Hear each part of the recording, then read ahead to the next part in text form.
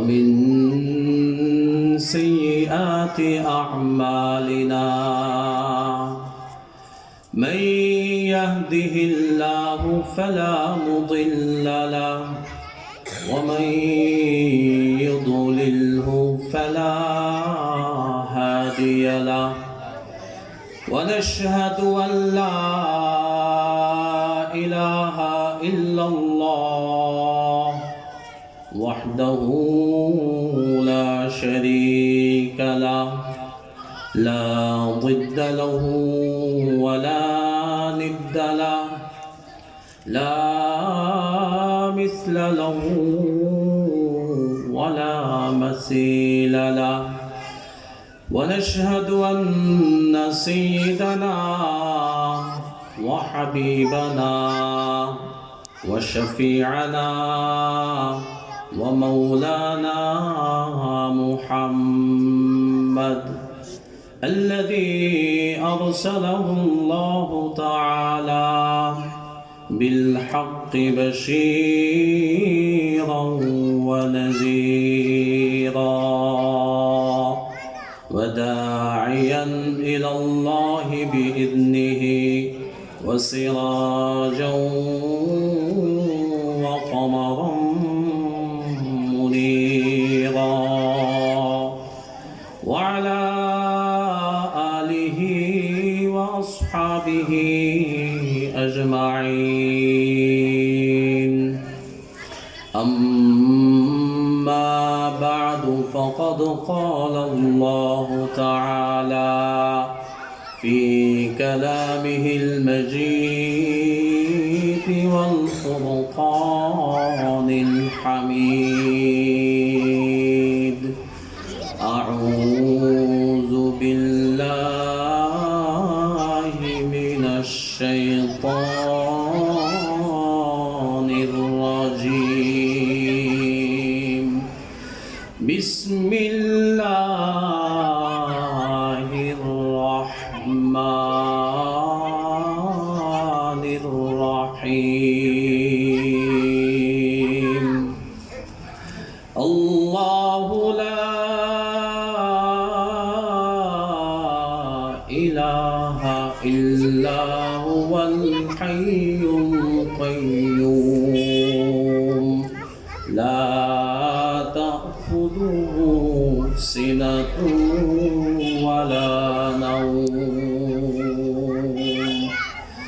وقال رسول الله صلى الله عليه وسلم من قرأ آية الكرسي في دبر كل صلاة مكتوبة لم يمنعه من دخول الجنة إلا الموت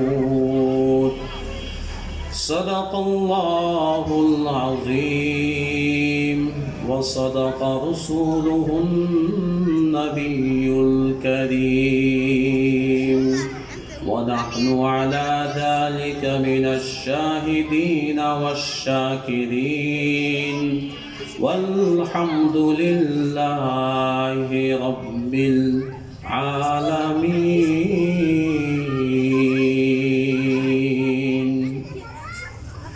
আলহামদুলিল্লাহ আল্লাহ পাকের অসংখ্য শুকরিয়া ৮ দিনব্যাপী তাফসীর মাহফিলের দ্বিতীয় দিনের আজকের মাগরিবের পরের অধিবেশনে আল্লাহ পাক আমাদেরকে উপস্থিত হওয়ার তৌফিক দিয়েছেন এই জন্য প্রাণ ভরে শুকরিয়া আদায় করি বলি আলহামদুলিল্লাহ।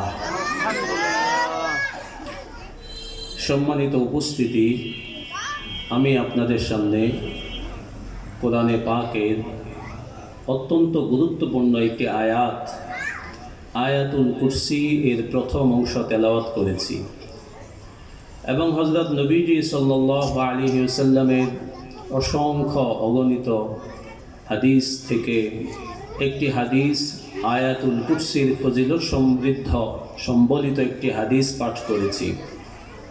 ইনশাআল্লাহ এর উপর একটু আলোচনা করার চেষ্টা করব। ওমা তৌফিকি ইল্লা বিল্লাহ। সম্মানিত উপস্থিতি, আমি যে হাদিস পাঠ করেছি এই হাদিসের মধ্যে আল্লাহ রাসূল সাল্লাল্লাহু আলাইহি ওয়াসাল্লাম বলেছেন, قال رسول الله صلى الله عليه وسلم من قرأ آية الكرسي في دبر كل صلاة مكتوبة لم يمنعه من دخول الجنة إلا الموت. আল্লাহ রাসূল সাল্লাল্লাহু আলাইহি ওয়াসাল্লাম ইরশাদ করেছেন, হে আমার উম্মতেরা, যে ব্যক্তি প্রত্যেক ফরজ নামাজের পর 5 ওয়াক্ত ফরজ নামাজের পর যে ব্যক্তি আয়াতুল কুরসি পড়ার অভ্যাস করবে, প্রত্যেক নামাজের পর সালাম ফিরানোর পর আয়াতুল কুরসি পাঠ করবে, আল্লাহ রাসূল সাল্লাল্লাহু আলাইহি ওয়াসাল্লাম বলেছেন, সেই ব্যক্তির মধ্যে আর জান্নাতের মধ্যে ব্যবধান থাকবে শুধু মৃত্যু। অর্থাৎ মৃত্যু হয়ে গেলেই সে সোজা জান্নাতে প্রবেশ করবে। বলেন সুবহানাল্লাহ। সম্মানিত উপস্থিতি, আল্লাহ পাক কোরআনের জায়গায় জায়গায় একটু পরপরই আল্লাহ রাব্বুল আলামিন নিজের পরিচয় দিয়েছেন। আল্লাহ রাব্বুল আলামিন নিজের পরিচয় দিয়েছেন সবচেয়ে সমৃদ্ধ, সবচেয়ে পূর্ণাঙ্গ, সবচেয়ে সমৃদ্ধ পরিচয় দিয়েছেন একটি আয়াতের মধ্যে। এই আয়াতের মধ্যে আল্লাহ পাক নিজের সমষ্টিগত পরিচয় দিয়েছেন। এই আয়াতের নাম হলো আয়াতুল কুরসি। এই আয়াতের মধ্যে আল্লাহ পাক নিজের পরিচয় এত সুন্দর করে দিয়েছেন, এত চমৎকার করে দিয়েছেন। আল্লাহ কোরআনের অন্য কোনো আয়াতের মধ্যে এত সুন্দর পরিচয় দেন নাই। আল্লাহ পাক রব্বুল আলামিন এই আয়াতুল কুরসির মধ্যে নিজের মারিফত, নিজের পরিচয়, আল্লাহকে পাওয়ার পথ, এই সব কিছু খুব সংক্ষিপ্তভাবে কিন্তু খুব সমৃদ্ধভাবে এটার মধ্যে আল্লাহ পাক বলে দিয়েছেন। শুধু এই আখিরাতেই নয়, আয়াতুল কুরসির ফজিলত শুধু আখিরাতেই নয়, এই আয়াতুল কুরসির ফজিলত আমাদের দুনিয়ার জীবনে অনেক ফজিলত আছে। মিশকাত শরীফের মধ্যে একটি হাদিস এসেছে, আল্লাহ রাসূল সাল্লাল্লাহু আলাইহি ওয়াসাল্লাম একদিন যাকাতের সম্পদ উসুল করলেন। যাকাতের সব সম্পদ উসুল করে আল্লাহ রাসূল সাল্লাল্লাহু আলাইহি ওয়াসাল্লাম গরিবদের মধ্যে বিলিয়ে দিতেন। একদিন অনেক সম্পদ উসুল করলেন, এত সম্পদ উসুল হয়ে গেল। আল্লাহ রাসূল সাল্লাল্লাহু আলাইহি ওয়াসাল্লাম রাত্রেবেলা ভাবলেন এই সম্পদ পাহারা দেওয়ার জন্য নির্দিষ্ট পাহারাদার লাগবে। আল্লাহ রাসূল সাল্লাল্লাহু আলাইহি ওয়াসাল্লাম হযরত আবু হুরায়রা রাদিয়াল্লাহু তাআলা আনহুকে এই যাকাতের সম্পদ উসুল, এই যাকাতের সম্পদ পাহারাদারি করার জন্য নিযুক্ত করলেন। হযরত আবু হুরায়রা রাদিয়াল্লাহু তাআলা আনহু আল্লাহ রাসূল সাল্লাল্লাহু আলাইহি ওয়াসাল্লামের হেদায়েত মোতাবেক সন্ধ্যার পর যাকাতের গমের যে স্তূপ ছিল সেই স্তূপের উপরে গিয়ে বসলেন। তিনি পূব দিক হয়ে বসেছেন, সূর্যটাকে সামনে রেখে সূর্যের মুখোমুখি হয়ে বসেছেন। এই অপেক্ষায় বসেছেন যে সকালবেলা যখন সুবহে সাদিক হবে, সূর্য যখন দেখবেন তখনই তার ছুটি হয়ে যাবে, এই জন্য পূব দিক হয়ে বসেছেন। রাত যখন গভীর হয়ে গেল, হযরত আবু হুরায়রা রাদিয়াল্লাহু তাআলা আনহু বলেন, যখন রাত গভীর হয়ে গেল তখন আমার মনে হলো পিছনের দিকে গম নাড়ানোর আওয়াজ হচ্ছে, গমের জঞ্জনানির আওয়াজ হচ্ছে। আবু হুরায়রা রাদিয়াল্লাহু তাআলা আনহু বললেন, আমি পিছনের দিকে তাকাইলাম, পিছনে তাকিয়ে দেখি একজন আগন্তুক ব্যক্তি তার গলার মধ্যে একটা কাপড়ের ব্যাগ ঝুলানো, আর সে কাঁচি দিয়ে এই গমের শীষগুলো কেটে কেটে সেই ব্যাগের মধ্যে ওঠাচ্ছে। হযরত আবু হুরায়রা রাদিয়াল্লাহু তাআলা আনহু বললেন, এরপর আমি খুব কৌশল করে গিয়ে তাকে ধরে ফেললাম। ধরার পর তাকে বললাম, এই ব্যক্তি, তোমার লজ্জা করে না?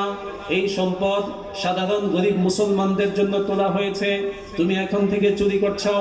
সেই ব্যক্তি কাকুতি মিনতি করে বলল, আবু হুরায়রা, আসলে আমি খুবই অভাবী মানুষ, আমার ঘরে সম্পদ নাই, খাবার নাই, আমার স্ত্রী, আমার সন্তান সন্ততি কয়েকদিন যাবৎ অনাহারে আছে, এই জন্য বাধ্য হয়ে আমি আজকে এই যাকাতের সম্পদ থেকে চুরি করতে এসেছি, আসলে আমি চোর না। হযরত আবু হুরায়রা রাদিয়াল্লাহু তাআলা আনহুর দিলে দয়া এসে গেল। হযরত আবু হুরায়রা রাদিয়াল্লাহু তাআলা আনহু বললেন, ঠিক আছে চলে যাও, আর যেন কোনোদিন না দেখি। ওই ব্যক্তি চলে গেল। এরপর যখন সকাল হইল, হযরত আবু হুরায়রা রাদিয়াল্লাহু তাআলা আনহু ফজরের নামাজের জন্য মসজিদে নববীতে গেলেন। আল্লাহ রাসূল সাল্লাল্লাহু আলাইহি ওয়াসাল্লাম নামাজ শেষ করে হযরত আবু হুরায়রা রাদিয়াল্লাহু তাআলা আনহুকে ডেকে পাঠালেন। হযরত আবু হুরায়রা রাদিয়াল্লাহু তাআলা আনহুকে দেখে আল্লাহ রাসূল সাল্লাল্লাহু আলাইহি ওয়াসাল্লাম বললেন, মা ফাআলা সিরুকাল বারিহা ইয়া আবা হুরায়রা। হে আবু হুরায়রা, রাতের কয়েদির খবর কি? রাতে যে চোর তোমার কাছে এসেছিল, সেই চোরের বৃত্তান্ত কি, এটা আমাকে বলো। আবু হুরায়রা রাদিয়াল্লাহু তাআলা আনহু বললেন, আল্লাহ রাসূল সাল্লাল্লাহু আলাইহি ওয়াসাল্লাম, এই চোর তো এসেছিল, আমি ধরেছিলামও, কিন্তু সে তার যে অবস্থা পেশ করলো, এটার সামনে আমি তাকে ছাড়তে বাধ্য হয়েছি, তাকে আপনার কাছে আনিনি। আল্লাহ রাসূল সাল্লাল্লাহু তাআলা আলাইহি ওয়াসাল্লাম বললেন, ইয়া আবু হুরায়রা, ইন্নাহু কাযাবা ওয়া ইন্নাহু সায়াউদ। আবু হুরায়রা, এই ব্যক্তি তোমার সাথে মিথ্যা বলেছে, এই ব্যক্তি দেখবা আজ রাতেও আসবে। আল্লাহ রাসূল সাল্লাল্লাহু আলাইহি ওয়াসাল্লামের প্রতিটা কথা সাহাবায়ে কেরাম অকাট্যভাবে বিশ্বাস করে নিতেন। আল্লাহ রাসূল সাল্লাল্লাহু আলাইহি ওয়াসাল্লামের প্রতিটি কথা পবিত্র জুবান থেকে বের হওয়া মাত্রই সাহাবায়ে কেরামের কোনো সন্দেহ থাকতো না। হযরত আবু হুরায়রা রাদিয়াল্লাহু তাআলা আনহু বলেন, তখন আমি বিশ্বাস করে নিলাম আজকে রাতে সেই চোর আবার আসবে। আবু হুরায়রা রাদিয়াল্লাহু তাআলা আনহু বলেন, আমি আজ আরেকটু তটস্থ হয়ে, আরেকটু সতর্ক হয়ে এই দিকেও পিছনের দিকেও দৃষ্টি দিয়ে বসে থাকলাম। কিছুক্ষণ যাওয়ার পর দেখলাম সত্যি সেই আগের লোক, সেই আগের ব্যাগ, সেই আগের কাজ, সেই যাকাতের সম্পদ থেকে গমের শীষগুলো কেটে কেটে সে তার বেগের মধ্যে পড়ছে। আমি কৌশল করে তাকে ধরে ফেললাম, বললাম, এই ব্যক্তি, তোমার তো দেখে লজ্জা নাই, কালকে আমার সাথে ওয়াদা করলে যে তুমি আর চুরি করবে না, কিন্তু আজ তো তুমি আবার আসলে। ওই ব্যক্তি বলল, সত্যি কথা হচ্ছে আমি ওয়াদার কথা ভুলে গিয়েছিলাম, এত বিপদগ্রস্ত অবস্থায় আমি আছি, হালাল হারামের কথা আমার মনে নাই। আল্লাহ রাসূল সাল্লাল্লাহু আলাইহি ওয়াসাল্লামের সাহাবী আবু হুরায়রা রাদিয়াল্লাহু তাআলা আনহুর মনে আজকেও দয়ার উদ্রেক হয়ে গেল। হযরত আবু হুরায়রা রাদিয়াল্লাহু তাআলা আনহু সেই ব্যক্তিকে ছেড়ে দিলেন। সকালবেলা যখন হইল ফজর নামাজের জন্য আবু হুরায়রা রাদিয়াল্লাহু তাআলা আনহু মসজিদে নববীতে যখন গেলেন, আল্লাহ রাসূল সাল্লাল্লাহু আলাইহি ওয়াসাল্লাম নামাজ শেষ করে হযরত আবু হুরায়রা রাদিয়াল্লাহু আনহুকে ডেকে পাঠালেন, ডেকে বললেন, চোরের খবর কি? সেই তোমার কয়েদির বন্দির খবর কি? হযরত আবু হুরায়রা রাদিয়াল্লাহু তাআলা আলাইহি হযরত আবু হুরায়রা রাদিয়াল্লাহু আনহু বললেন, আল্লাহ রাসূল, আজকেও গতকালের ঘটনায় ঘটেছে, আজকেও সেইভাবে উজর দিয়েছে, তার প্রয়োজন পেশ করেছে, আর আমার দিল নরম হয়ে গিয়েছে, আজকেও তাকে আমি আটকাইতে পারি নাই। আল্লাহ রাসূল সাল্লাল্লাহু আলাইহি ওয়াসাল্লাম বললেন, ইন্নাহু কাযাবা ওয়া ইন্নাহু সাউদ। আবু হুরায়রা, এই ব্যক্তি আজও মিথ্যা বলেছে, দেখবা আজ রাতেও সে চুরি করতে আসবে। আল্লাহ রাসূল সাল্লাল্লাহু আলাইহি ওয়াসাল্লামের এই কথা শুনে হযরত আবু হুরায়রা রাদিয়াল্লাহু আনহু বলেন, আমি খুব কঠিন হয়ে গেলাম, আজকেও যদি আসে তাহলে আজ তাকে আমি কোনোভাবেই ছাড়ব না, আল্লাহ রাসূল সাল্লাল্লাহু আলাইহি ওয়াসাল্লামের কাছে এনে হাজির করব। যথারীতি রাত্রেবেলা হযরত আবু হুরায়রা রাদিয়াল্লাহু আনহু রশি দড়ি নিয়ে প্রস্তুত হয়ে গিয়ে বসলেন।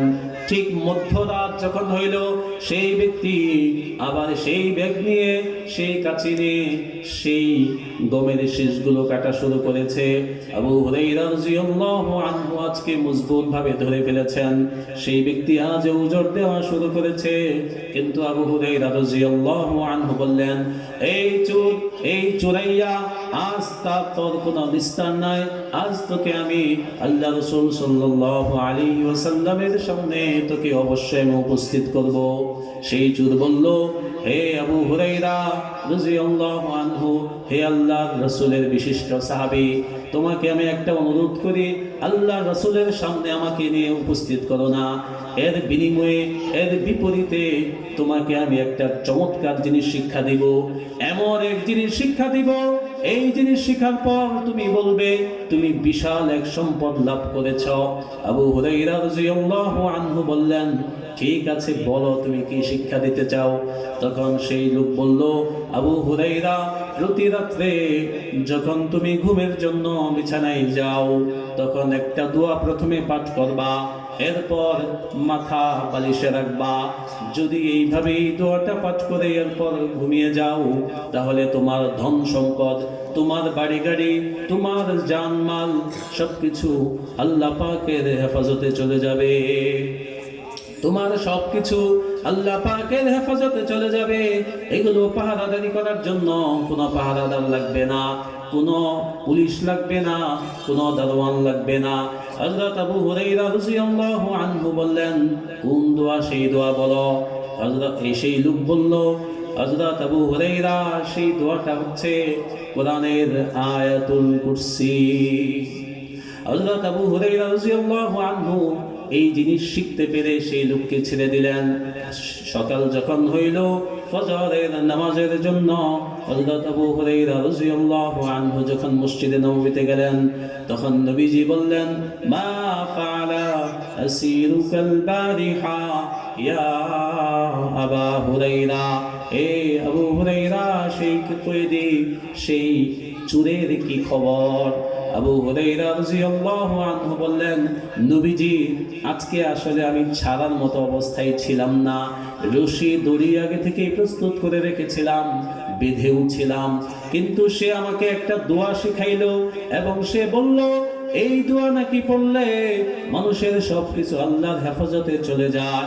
আল্লাহ রাসূল সাল্লাল্লাহু আলাইহি ওয়াসাল্লাম বললেন, কোন দোয়ার কথা সে বলেছে? আবু হুরায়রা রাদিয়াল্লাহু আনহু বললেন, সেই ব্যক্তি দোয়ার কথা বলেছে আয়াতুল কুরসির কথা। আল্লাহ রাসূল সাল্লাল্লাহু আলাইহি ওয়াসাল্লাম তখন বললেন, ইয়া আবা হুরায়রা, ইন্নাহু কাযুব ওয়ালাকিন সাদাকা। হে আবু হুরায়রা, শুনে রাখো, সেই ব্যক্তি আসলে সত্যবাদী না, সেই ব্যক্তি মূলত মিথ্যাবাদী লোক। এই লোক তোমাকে যদিও সে মিথ্যাবাদী, কিন্তু এই কথাটা খুবই সত্য কথা বলেছে। এরপর হযরত আবু হুরায়রা রাদিয়াল্লাহু আনহুকে নবীজি সাল্লাল্লাহু আলাইহি ওয়াসাল্লাম এই কথা বললেন, প্রত্যেকদিন ঘুমের ঘরে ঘুমিয়ে যাওয়ার আগে যদি তুমি এই দোয়াটা পড়তে পারো, তাহলে আবু হুরায়রা, তোমার জানমাল, তোমার ধন সম্পদ, তোমার ঘর বাড়ি সবকিছু আল্লাহর মিলিটারি ফেরেশতা দ্বারা হেফাজত করবেন। সুবহানাল্লাহ। হযরত আবু হুরায়রা রাদিয়াল্লাহু তাআলা আনহুকে এরপর আল্লাহ রাসূল সাল্লাল্লাহু আলাইহি ওয়াসাল্লাম জিজ্ঞাসা করলেন, আবু হুরায়রা, তুমি কি এই ব্যক্তিকে চিনতে পেরেছো? হযরত আবু হুরায়রা বললেন, না আল্লাহর রাসূল, আমি তো তাকে চিনি না, আগেও দেখিনি, পরেও দেখিনি, এই প্রথম এই 3 দিন দেখেছি। আল্লাহ রাসূল সাল্লাল্লাহু আলাইহি ওয়াসাল্লাম বললেন, আবু হুরায়রা, সে কোনো মানুষ না, মূলত সে শয়তান, ইবলিস। তবে সে কথাটা বলেছে, এই কথাটা খুবই সত্য কথা। সে আসলে চুরি করতেও আসে নাই, সে এসেছিল তোমাকে ধোঁকা দেওয়ার জন্য, তোমার ঈমান ছিনিয়ে নেওয়ার জন্য।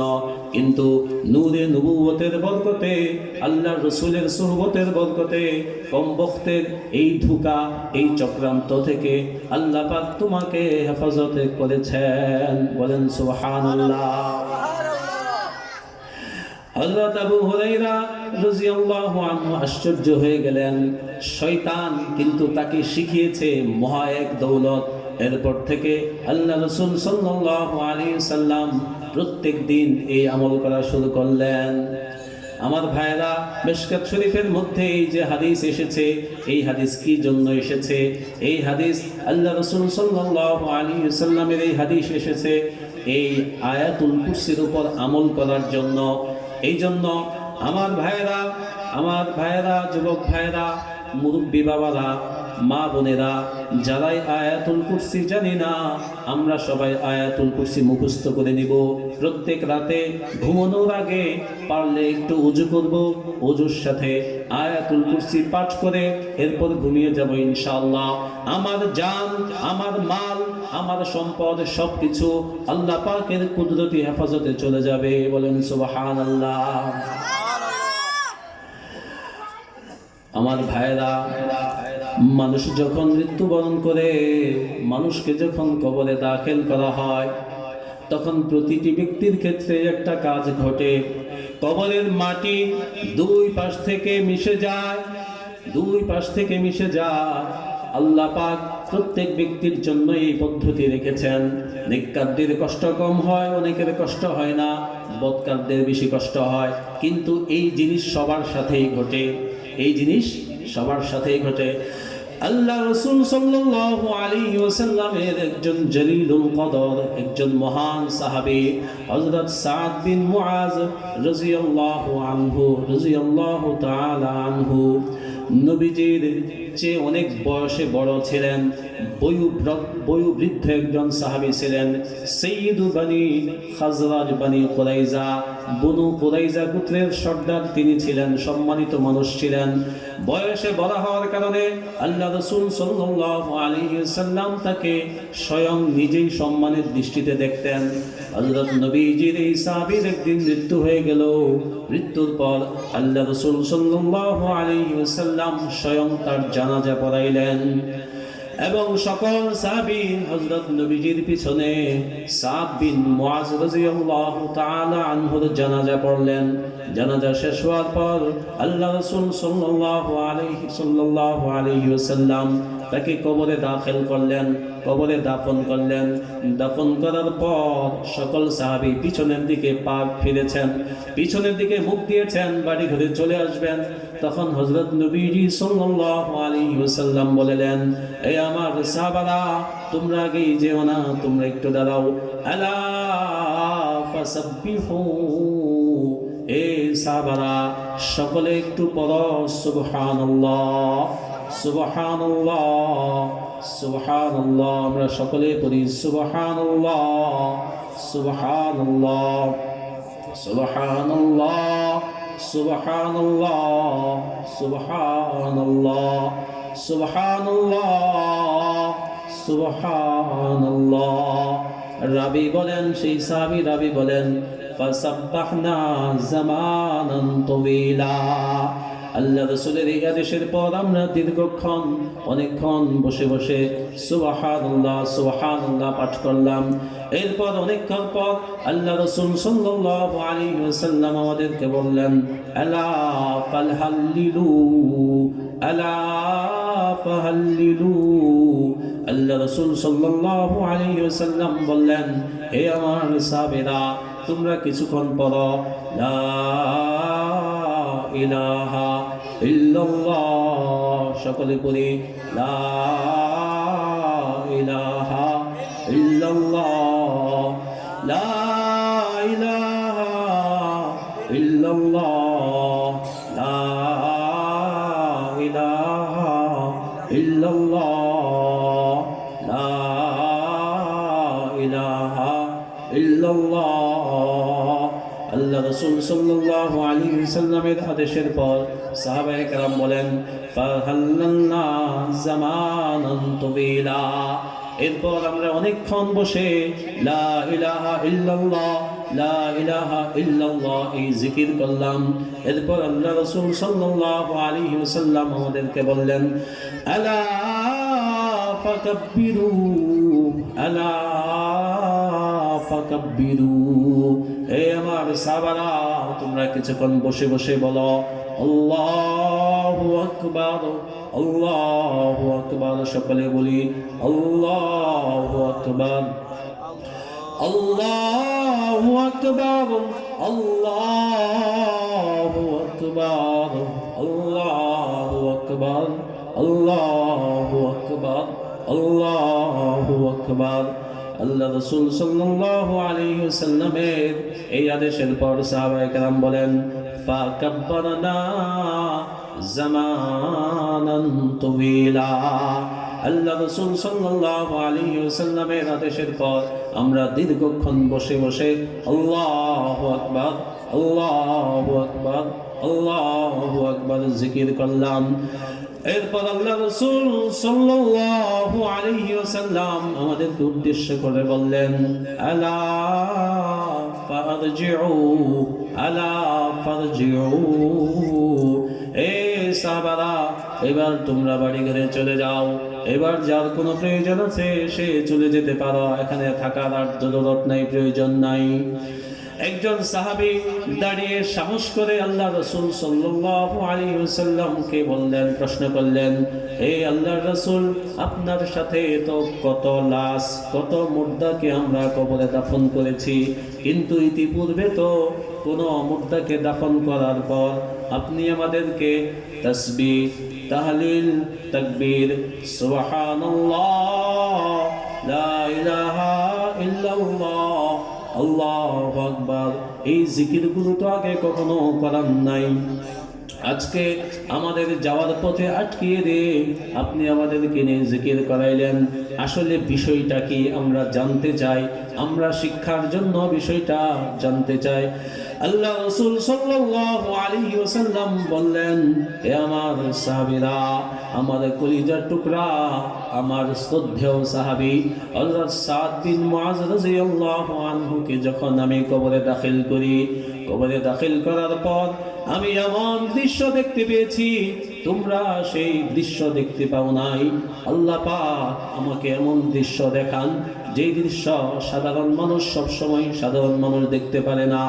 আমি কবরে লাশ দাখিল করার পর দেখতে পেলাম কবরের মাটি দুই পাশ থেকে আস্তে আস্তে আস্তে আস্তে চেপে আসছে। আমি এই জন্য তোমাদেরকে হঠাৎ থামিয়ে দিলাম, তোমাদেরকে নিয়ে আমি সুবহানাল্লাহ লা ইলাহা ইল্লাল্লাহ আল্লাহু আকবার এই জিকিরগুলো করলাম। এই আশায় এই জিকিরগুলো তোমাদেরকে করিয়েছি যাতে আমার আল্লাহ আমার প্রিয় সাহাবী হযরত সাদ বিন মুআজকে কবরের এই আযাব থেকে মাফ করে দেন। হযরত নবীজি সাল্লাল্লাহু আলাইহি ওয়াসাল্লাম এরপর বললেন, আলহামদুলিল্লাহ আলহামদুলিল্লাহ আলহামদুলিল্লাহ, আল্লাহ পাক আমার এই আশা পূর্ণ করেছেন। আমরা সকলে মিলে যখন এই দোয়া পাঠ করেছি তখন আল্লাহ পাক হযরত সাদ বিন মুআজকে মাফ করে দিয়েছেন, কবরের আযাব থেকে তাকে মাফ করে দিয়েছেন। কবরের মাটি আবার দুই দিকে সরে গেছে, বলেন সুবহানাল্লাহ।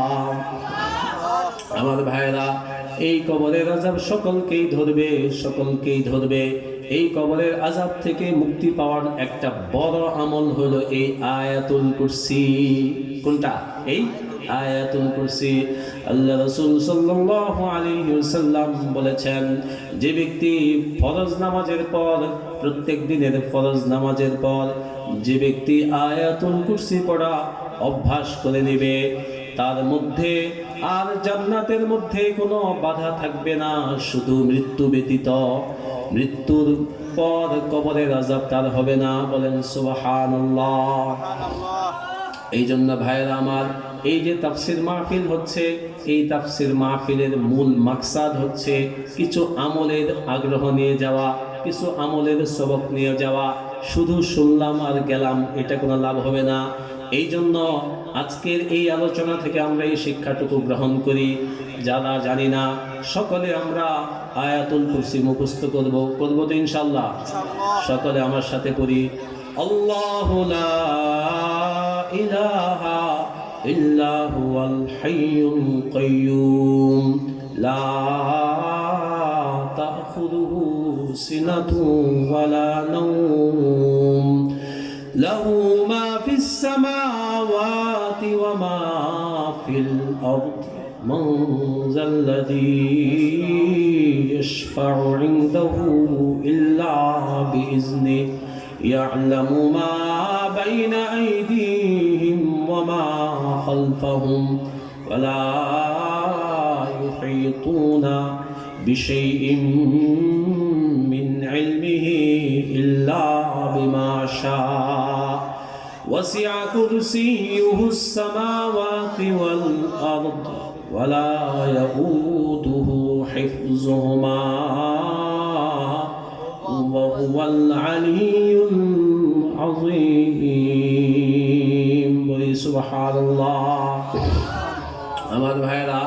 আমার ভাইয়েরা বন্ধুরা, যখন ফরজ নামাজ শেষ হবে, ফরজ নামাজ শেষ হইলে প্রথমে সকলে বলবো আলহামদুলিল্লাহ, এরপর 3 বার বলবো আল্লাহু আকবার, আল্লাহু আকবার, আল্লাহু আকবার। আর যদি পারি আরেকটা দোয়া পড়বো আল্লাহুম্মা আনতাস সালাম ওয়া মিনকাস সালাম, আল্লাহুম্মা আনতাস সালাম ওয়া মিনকাস সালাম। এরপর পড়বো আল্লাহু লা ইলাহা ইল্লা হুয়াল হাইয়ুল কাইয়্যুম। এই দুরূদ শরীফের আমল, এই দুরূদের আমল যদি নিয়ে আমরা কবরে যেতে পারি, ইনশাআল্লাহ কবরের আযাব থেকে আল্লাহ পাক আমাদেরকে নিস্তার দিবেন। বলেন সুবহানাল্লাহ। আয়াতুল কুরসির প্রথম শব্দ কি? আল্লাহ। প্রথম শব্দ হচ্ছে আল্লাহ। আয়াতুল কুরসি শুরু হয়েছে আল্লাহ শব্দ দিয়ে। কোরআন শরীফ, কোরআনে পাক আল্লাহ শব্দ দিয়ে শুরু হয় নাই। কোরআন শুরু হয়েছে আলহামদুলিল্লাহি রাব্বিল আলামিন। আলহামদু দিয়ে কোরআন শুরু হয়েছে। সূরা বাকারা আল্লাহ এই শব্দ দিয়ে শুরু হয় নাই, শুরু হয়েছে আলিফ লাম মিম দিয়ে শুরু হয়েছে। কিন্তু আয়াতুল কুরসি শুরু হয়েছে আল্লাহ, আল্লাহু লা ইলাহা ইল্লা হুয়াল হাইয়ুল কাইয়্যুম। আল্লাহ এই শব্দটা হচ্ছে আল্লাহ পাকের জাতি নাম, আল্লাহ পাকের মূল নাম, আল্লাহ পাকের এক নাম, আল্লাহ পাকের প্রধান নাম। মানুষের বিভিন্ন পরিচয় থাকে, একজন মানুষকে চেনার জন্য বিভিন্ন পরিচয় থাকে। একজন মানুষের নাম হচ্ছে জামিল আহমদ, এটা হচ্ছে তার নাম। তার জন্মের পর 7 দিনের মাথায় আকিকা দিয়ে তার বাবা মা, তার আত্মীয় স্বজন এই নাম রেখেছে। এরপর এই লোকটা আরো অনেক কিছু হয়, আরো অনেক যোগ্যতা অর্জন করে, তখন তাকে মানুষ হাফেজ সাহেব বলে, তখন তাকে মানুষ মাওলানা সাহেব বলে, শাইখুল হাদিস বলে, অমুকের ছেলে বলে, অমুকের বাবা, অমুকের উস্তাদ, অমুকের পীর ইত্যাদি বিভিন্ন শব্দে মানুষ ব্যক্ত করে। এই জিনিসগুলো দিয়েও, এই শব্দগুলো দিয়েও কোনো মানুষের পরিচয় লাভ করা যায়। কিন্তু সবচেয়ে মেন পরিচয়, সবচেয়ে উন্নত পরিচয় হচ্ছে মানুষের সেই নাম, যেই নাম মানুষের বাবা মা 7ম দিন রেখেছিল। ঠিক কিনা? আল্লাহ পাকের অনেকগুলো নাম আছে। হাদিসের মধ্যে হযরত আবু হুরায়রা রাদিয়াল্লাহু তাআলা আনহু বলেছেন, ইন্না লিল্লাহি 99 ইসমা ফামান আহসাহা ফাকাদ দাখালাল জান্নাহ। হযরত আবু হুরায়রা রাদিয়াল্লাহু আনহু আল্লাহ রাসূল সাল্লাল্লাহু আলাইহি সাল্লামের সূত্রে হাদিস বর্ণনা করেছেন। আল্লাহ রাসূল সাল্লাল্লাহু আলাইহি সাল্লাম ইরশাদ করেছেন, নিঃসন্দেহে অবশ্যই আল্লাহ পাকের জন্য গুণবাচক, আল্লাহ পাকের জন্য 99টা নাম আছে। যে ব্যক্তি এই 99টা নাম মুখস্থ করবে, মুখস্থ রাখবে, মাঝে মধ্যেই তেলাওয়াত করবে, নিঃসন্দেহে সেই ব্যক্তি জান্নাতে প্রবেশ করবে। বলেন সুবহানাল্লাহ। এই 99টা নামের মধ্যে প্রথম নাম হচ্ছে আল্লাহ। প্রথম নাম হচ্ছে আল্লাহ। এই নামটা হচ্ছে আল্লাহ পাকের মূল নাম। এর বাদে আরো 98টা নাম আছে। এই নামগুলো আল্লাহ পাকের মূল নাম না, এই নামগুলো হচ্ছে আল্লাহ পাকের গুণগত নাম। গুণগত নাম, এক একটা নামের মাধ্যমে আল্লাহ পাকের এক একটা গুণের পরিচয় পাওয়া যায়, এগুলো গুণ বোঝায়। কিন্তু এক নাম, যেই নাম বললে পৃথিবীর কাউকেই বোঝায় না, সেই নাম হচ্ছে আল্লাহ। আপনি যদি বলেন রহিম, রহিম আল্লাহ পাকের নাম, করিম এটাও আল্লাহ পাকের নাম, গফুর আল্লাহ ক্ষমাশীল এটাও আল্লাহ পাকের নাম, হাকিম প্রজ্ঞাবান এটাও আল্লাহ পাকের নাম, আলিম অনেক জ্ঞানী চিরজ্ঞানী এটাও আল্লাহ পাকের নাম। কিন্তু এই সবগুলো নামের সাথে একটা করে গুণ যুক্ত আছে, ঠিক কিনা? আপনি যদি বলেন আব্দুল করিম, আব্দুর রহিম, তাহলে 10,000 আব্দুল করিমকে বুঝায়, ঠিক কিনা? আপনি যদি বলেন আব্দুর রহিম, 10,000 আব্দুল রহিম আছে। কিন্তু একটা নাম এমন আছে যেই নাম বললে এই নামের বাহক, এই নামের ধারক, এই নাম যার প্রতিনিধিত্ব করে তিনি এক, তিনি হচ্ছেন আল্লাহ। এই শব্দটা হচ্ছে আল্লাহ। আল্লাহ শব্দ বললে পৃথিবীর আর কোনো কাউকেই বুঝাই না। একটি মাত্র নাম, একটি মাত্র সত্তা, একটি মাত্র নাম, একটি মাত্র সত্তা। এই নাম হচ্ছে আল্লাহ, এই নাম হচ্ছে আল্লাহ। এই নাম যেই সত্তাকে বোঝায় সেই সত্তা আগেও ছিলেন, এখনো আছেন, ভবিষ্যতেও থাকবেন। আগেও যে অবস্থায় ছিলেন এখনো সেই অবস্থায় আছেন, ভবিষ্যতেও সে অবস্থায় থাকবেন। আমাদের যখন জন্ম হয়েছে আমরা ছিলাম এক হাতের একটা বাচ্চা, ঠিক কিনা? এক হাতের একটা বাচ্চা। ধীরে ধীরে 2 হাত 3 হাত, দেখতে দেখতে 3.5 হাতের বুড়ির আমরা মানুষ হয়েছি। এটাও আস্তে আস্তে অনেক মানুষ যখন বৃদ্ধ হয়ে যায়, কোমরটা বাঁকা হয়ে যায়, তখন মানুষের আয়তন কমে আসে, ঠিক কিনা? মানুষ শুরুতেও ছোট ছিল, মাঝখানে পূর্ণাঙ্গ থাকে, এক সময় আবার সংকুচিত হয়ে যায়। কিন্তু আল্লাহ এই নাম যেই সত্তাকে বোঝায় তিনি পৃথিবীর আদি অন্তে যেমন ছিলেন এখনো তেমন আছেন, ভবিষ্যতেও তেমন থাকবেন। তার কোনো গুণের কোনো পরিবর্তন নাই, তার সত্তার মধ্যে কোনো পরিবর্তন নাই। আগেও পূর্ণাঙ্গ ছিলেন, এখনো পূর্ণাঙ্গ আছেন, ভবিষ্যতেও পূর্ণাঙ্গ থাকবেন। এই জিনিসটা যেই নাম বোঝায় সেই শব্দ হচ্ছে আল্লাহ। আল্লাহ এই নামের জিকির হযরত উলামায়ে কেরাম, হযরত মাশায়েখে কেরাম বলেছেন সব জিকিরের মধ্যে প্রভাব আছে। আল্লাহ পাকের যত জিকির আছে সব জিকিরের মধ্যে প্রভাব আছে। লা ইলাহা ইল্লাল্লাহ, লা ইলাহা ইল্লাল্লাহ এই জিকিরের মধ্যে প্রভাব আছে। সুবহানাল্লাহ, সুবহানাল্লাহ এই জিকিরের মধ্যেও প্রভাব আছে। আলহামদুলিল্লাহ, আলহামদুলিল্লাহ এই জিকিরের মধ্যেও প্রভাব আছে। কিন্তু হযরত আউলিয়া কেরাম, হযরত মাশায়েখে কেরাম, পীর বুজুর্গানে দ্বীন বলেছেন কিন্তু একটা জিকির আছে যেই জিকিরের প্রভাব অ্যান্টিবায়োটিক ওষুধের মতো, জিকির করা মাত্রই প্রভাব শুরু হয়ে যায়।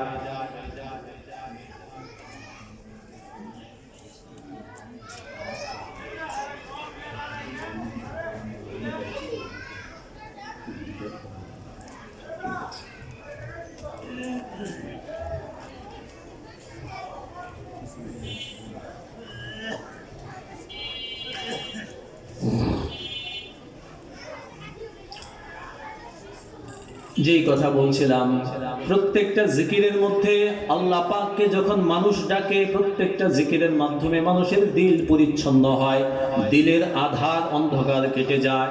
মানুষ জিকিরের মাধ্যমে আল্লাহর মহব্বত, ইশক, ভালোবাসা অর্জন করে। কিন্তু হযরত আউলিয়া কেরাম বলেছেন কিন্তু একটা জিকির আছে এমন, এই জিকিরটার প্রভাব বলার সাথে সাথে শুরু হয়ে যায়। অন্য যত জিকির আছে এগুলোর প্রভাব ধীরে ধীরে ধীরে ধীরে মানুষের মধ্যে আসে, কিন্তু আল্লাহ পাকের এক নাম আছে, এই নামের জিকির শুরু করা মাত্রই প্রভাব শুরু হয়ে যায়। সেই নাম হচ্ছে আল্লাহ। আল্লাহ সকলে জিকির করি আল্লাহ। চোখ বন্ধ করে মহব্বতের সাথে বলি আল্লাহ,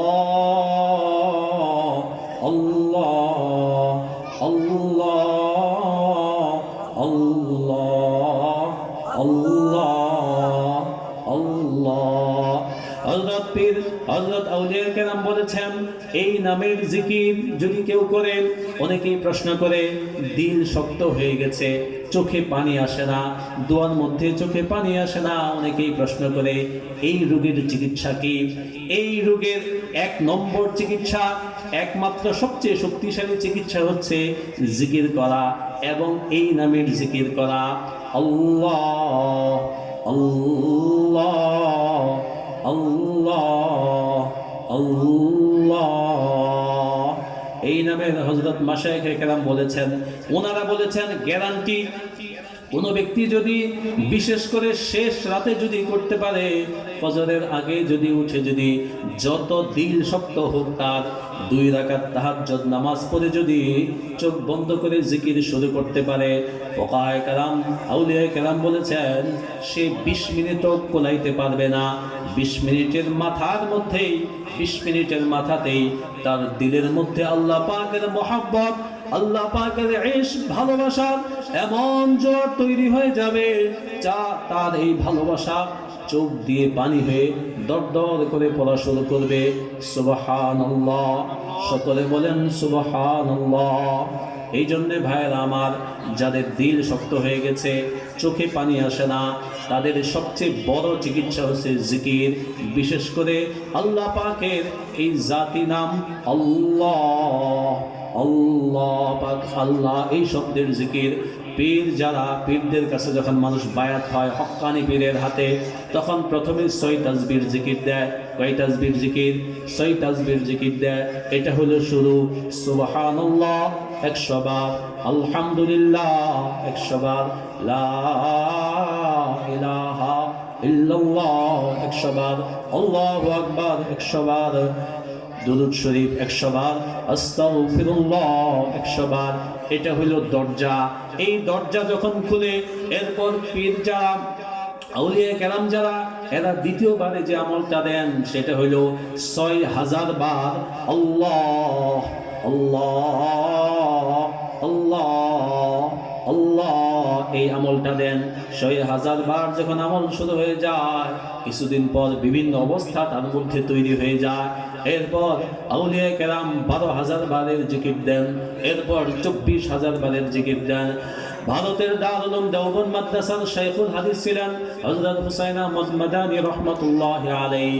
তিনি যখন জিকির শুরু করতেন, চোখ দিয়ে এত কান্না আসতো, এত কাঁদতেন, কাঁদতে কাঁদতে পাঞ্জাবি জায়নামাজ সব ভিজে যেত। এই জন্য জিকিরের আগেই তিনি গামছা প্রস্তুত করে রাখতে হইতো। জিকিরের মধ্যে আল্লাহ বলে যখন চিৎকার দিতেন, তখন আর থাকতে পারতেন না। অনেক ঘটনা আছে, যখন ইশকের জোয়ার চলে আসতো, এমনও হয়েছে তিনি এই মাথা দিয়ে দেয়ালের মধ্যে বাড়ি দিয়েছেন। এই ভালোবাসা ইশকের উত্তাল তরঙ্গের মধ্যে নিজেকে ধরে রাখতে পারেন নাই। এই জন্য আল্লাহর মহব্বত, আল্লাহর ভালোবাসা, আল্লাহর ইশক, আল্লাহকে পাওয়ার জন্য বড় একটা আমল হচ্ছে জিকির। এই জিকিরের মধ্যে সাইয়্যিদুল আজকার, সবচেয়ে সেরা জিকির হচ্ছে আল্লাহ আল্লাহ। আজকের মাহফিল থেকে আমরা এই আমলটা নিয়ে যাই। একটা আমল হচ্ছে আয়াতুল কুরসির আমল, একটা আমল হচ্ছে আয়াতুল কুরসির আমল। দ্বিতীয় আমল হচ্ছে সকাল সন্ধ্যা দাঁড়িয়ে বসে শুয়ে ঘরে বাইরে যখনই সুযোগ পাবো আল্লাহ আল্লাহ আল্লাহ কিছুক্ষণ জিকির করব। 20 মিনিটও কোলাইতে পারবেন না, দেখবেন চোখ দিয়ে পানি এসে গেছে, তখন বলবেন আল্লাহু হাজিরি আল্লাহু নাজিরি আল্লাহু মাই। এইভাবে যখন জিকির শুরু হয়ে যাবে, দিলের মধ্যে আল্লাহ পাকের মহব্বত, ভালোবাসা যখন এসে যাবে, তখন শুধু ফজরের নামাজ না, তখন শুধু জোহরের নামাজ না, তখন তাহাজ্জুদের জন্য কম করে শীতের মধ্যে ঠান্ডা পানি দিয়ে ওযু করে তাহাজ্জুদের জন্য যাই নামাজে দাঁড়ানোটাও কঠিন হবে না। ঠিক কিনা? এই জন্য আজকের মাহফিলের 2টা আমল, আজকের এই আলোচনার 2টা আমল। একটা হচ্ছে আয়াতুল কুরসির আমল, আর একটা হচ্ছে এই জিকিরের আমল। আল্লাহ পাক আমাদেরকে বুঝার, আমল করার তৌফিক নসিব করেন। ওয়া আখিরু দাওয়ানা আনিল হামদুলিল্লাহি রাব্বিল আলামিন। একটা প্রশ্ন এসেছে মহিলাদের প্যান্ডেল থেকে, এই ক্ষেত্রে একটা গুরুত্বপূর্ণ বিষয় হচ্ছে ফতুয়া মাসআলা যেগুলো আছে, এই মাসআলাটা আমার জানা আছে, কিন্তু এই মাসআলাটা আমি এখন বলবো না। কারণ ফতুয়া মাসআলা বিশেষ করে যেগুলো ব্যাপক আকারে বলা হয় অনেক মানুষকে, এই মাসআলাগুলো এক মজলিসে দেওয়া হবে, এটার উত্তরটা দেওয়া হবে আরেকটা মজলিসে। কারণ যদি ভুল হয় তাহলে এই সবগুলো মানুষকে আবার সঠিকটা জানানো আমার দ্বারা সম্ভব হবে না। একজন প্রশ্ন করলে তাকে আবার পরে জানিয়ে দেওয়া যায় যে আমার রাস্তাটা ভুল ছিল। যারা প্রশ্ন করেছেন তারা একটু দয়া করে অপেক্ষা করবেন, ইনশাআল্লাহ আশা করি কালকে এই উত্তরটা আমি কাউকে দিয়ে পৌঁছায় দিব, কিংবা যিনি আলোচনা করবেন তিনি বলে দেবেন ইনশাআল্লাহ। আল্লাহ পাক আমাদেরকে বোঝান, আমল করার তৌফিক নসিব করেন। ওয়া আখিরু দাওয়ানা আনিল হামদুলিল্লাহি রাব্বিল আলামিন। আসসালামু আলাইকুম ওয়া রাহমাতুল্লাহ।